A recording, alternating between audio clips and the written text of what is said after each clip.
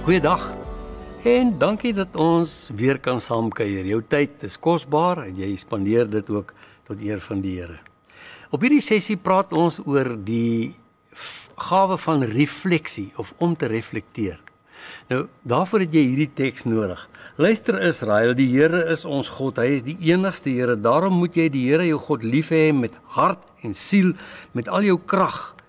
Hierdie gebooie wat ek van jou vandag gegee het, moet in jou gedagtes bly. Jy moet dit inskerp by jou kinders, met hulle daaroor praat, as jy in jou huis is, as jy op pad is, as jy gaan slaap en as jy opstaan. Jy moet dit as herinneringsteken vasbind aan jou hande en dit moet 'n merk op jou voorkop wees. Skryf dit op jou deurkosyne en op jou stadspoorte. Kan jy agterkom wanneer hoef jy dit nie te doen nie. Wat behels reflekteer in lent? Word die kuns van reflekteer in ons dag bedreig? Dink mooi. Moontlik, maar dan moet ons eers saamstem oor die definisie van reflekteer. Die Woordeboek gee 'n soort van 'n dubbele betekenis. Kom ons noem die eerste betekenis as verwysing na die onmiddellike. Byvoorbeeld, jy is dalk in 'n gesprek met iemand en beduie vir die persoon dat sy of haar weergawe van 'n ongelukstoneel nie die werklike feite reflekteer nie. Die onmiddellike. Die bietjie verder geleë betekenis, tweede of bietjie dieper, is dan om terug te dink op 'n ander vlak as dit wat voor die hand liggend is. Om te grawe en meer betekenis te ontgin. Dis by hierdie betekenisvlak waar my besorgdheid is. Ek blameer ons omgang met die internet hiervoor. Skokkend? Let wel, ek is nie besig om die internet in die beskuldigde bank te plaas nie, net ons gebruik daarvan. Maar kom ons stap saam, ek hoop dis vir jou nuwe nuus. Ons gaan saam ontgin aan 'n paar opwindende opmerkings uit 'n boek van Marianne Wolf. Die titel van haar boek is Reader, Come Home. Reader, Come Home. Net om solank jou gedagtes op loop te jaag. Sedert Gutenberg die boekdrukkuns die wêreld ingestuur het 'n vloedgolf van drukwerk oor die mensdom gespoel en kon ons die vreugde beleef van boeke op skool en op universiteit. En nou wil ek jou gedagtes vat na 'n knusplek op die strand. Lekker gemakstoel, genoeg sonbrandmiddel en daai spannende speurverhaal. Lekker leesstof en nou en dan vat jy net die spoor so eentjie terug om die gedagtegang van die plot vars in jou kop te hou.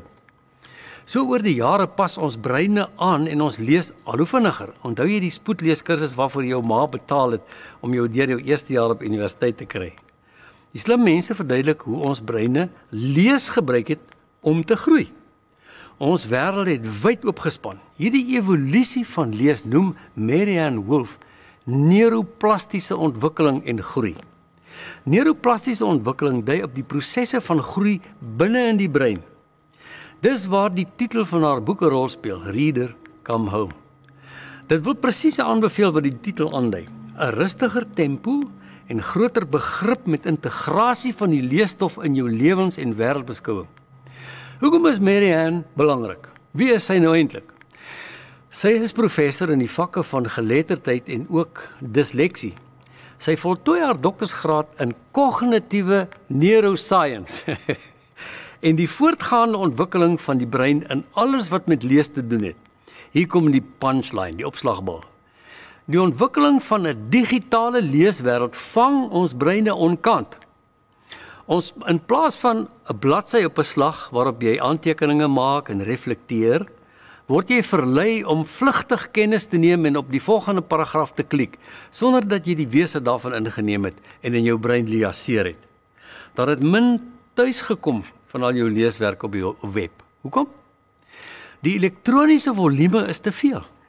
Die moontlikheid is te vlietend en ons nuuskierigheid oor wat nog aangebied word is te sterk. Bedoelende, ons moet nog aanpas om oor die brug te kom van scan reading na deep reading. Vlugtige skandering na diep lees, oftewel diepte oorsig.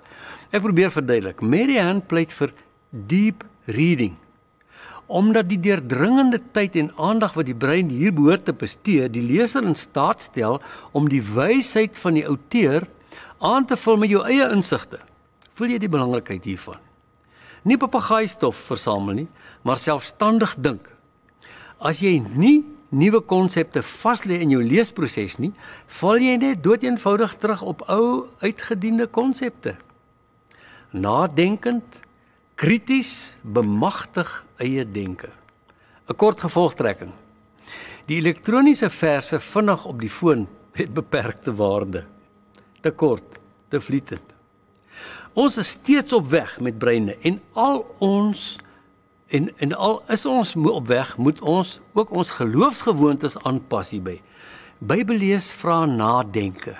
In Jesus se taal, ontwaak en gee aandag. Die Heilige Gees wil jou koester, wil jou onderrig en vrug in jou lewe kweek. Mettertyd gebeur nog mooi goed.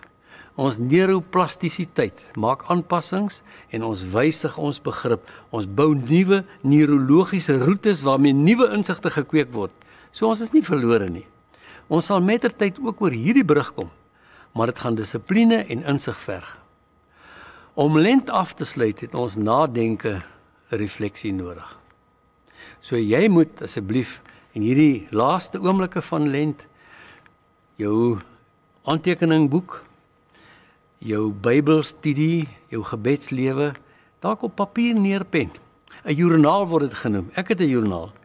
As ek so terugblaai deur hom, dan is ek soms verstom wat ek met die Here bespreek het. En dan onthou ek dit. En dan onthou ek ook hoe die Here daardeur na my toe uitgereik het op 'n nuwe manier. Ek bid dit vir jou toe. Deep reading in die genade en die guns van die Here die Almagtige. Kom ons bid.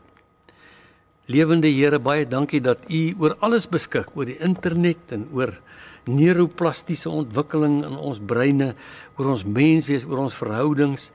Waak U, o God, Heilige Gees. Help ons om hierdie aanpassing te doen, om hierdie nuwe bronne van lees so te ontgin, dat dit ons nader bring aan U, dat dit vir ons kennis ontwikkel wat bruikbaar is in U koninkryk. Ons vertrou U daarvoor, Heer. Ons wil hierdie lent sien as 'n mylpaal in ons lewe, waar U vir ons oor hierdie bruggie lei, na dieper lees en dieper dink en dieper verstaan.